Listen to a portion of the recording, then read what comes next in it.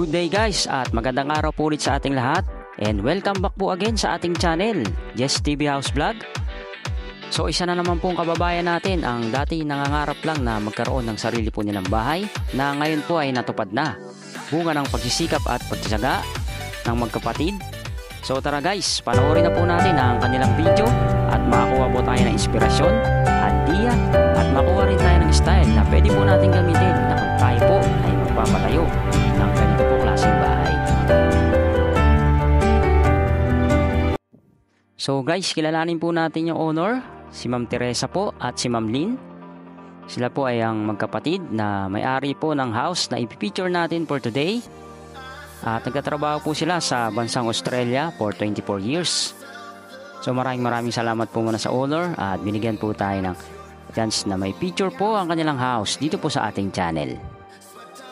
So guys, narito po yung kanilang perspective house o yung model house na pinagayahan po ng kanilang bahay. Ito po ay may sukat na 200 square meter ang kanilang floor plan o yung house floor plan. At yung lupa po nila ay may sukat na 400 square meter.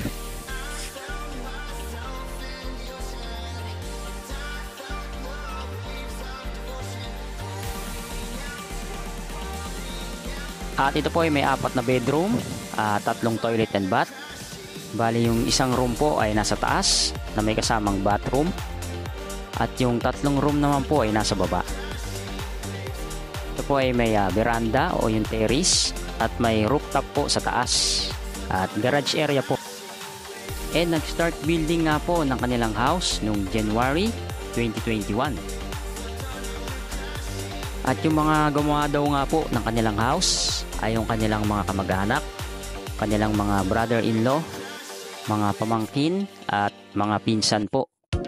Ang binayad po nila rito ay 700 per day sa mga skilled at 500 naman po sa mga helper. Kasama na daw po dito yung lunch at yung kanilang merienda. And according nga po sa owner, sila din po ay galing sa hirap na wala po silang sariling lupa nung sila po ay nasa Pilipinas. So yung nag-abroad na nga po sila at nakapagtrabaho po. Meron pong nagbenta ng lupa at yun nga po at nakabili po sila ng sarili po nila. At pinatayuan nga po nila ng kanilang bahay. Ito daw po ay hindi lamang po sa kanila. At ito din po ay para sa kanilang mga magulang. At nung bata nga po sila ma'am ay nangarap din po sila talaga na magkaroon ng sarili po nilang bahay. At yung nabigyan nga po sila ng opportunity na makapag-work po sa ibang bansa. Ginawa po nila lahat. At ang katunayan nga po dito sila po ay nag-double job para lang po makabit po yung kanilang dream house. So guys, ito yung nagpapatunay na wala talagang imposible kung tayo po ay nagtsatsaga at nagsusumikap po sa ating mga trabaho, ating buhay po at makakamit po natin yung ating pangarap na minimiti. Kagaya nga po ng ginawa ng owner. At sabayan na din po natin ng tiwala sa Diyos at dasal po. At siguradong 100% po ay matutuwad po natin yung ating pinapangarap.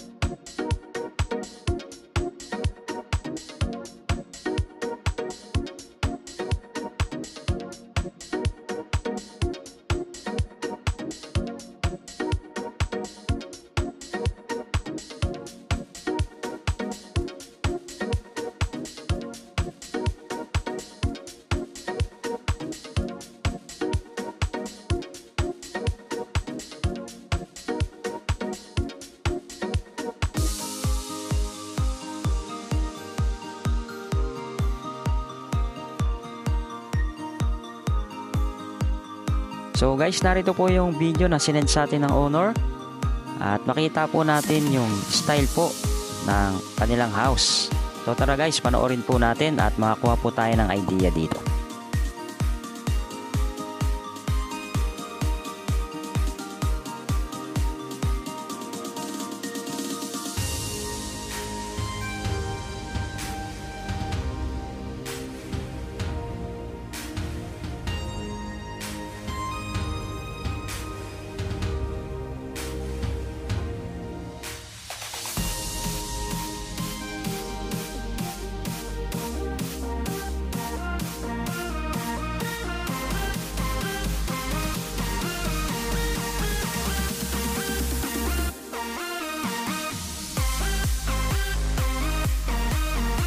At bago pa pala matapos ang ating video, kami po ay muling nagpapasalamat sa mga nanonood at nagsusubscribe sa ating YouTube channel, Facebook page at account po natin sa TikTok.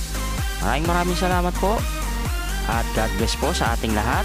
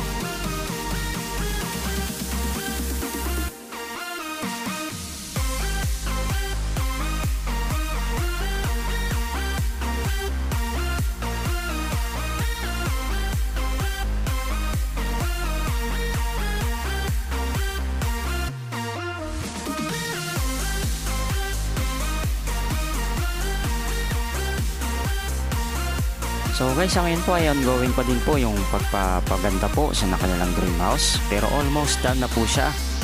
At ang nagastos po nila rito ay worth 4.5 million pesos.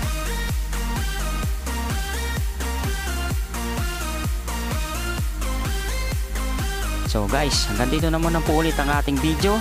At muli po kami ay nagpapasalamat sa owner. At congratulations po ulit sa kanilang dream house come true. God bless po. At see you po next video.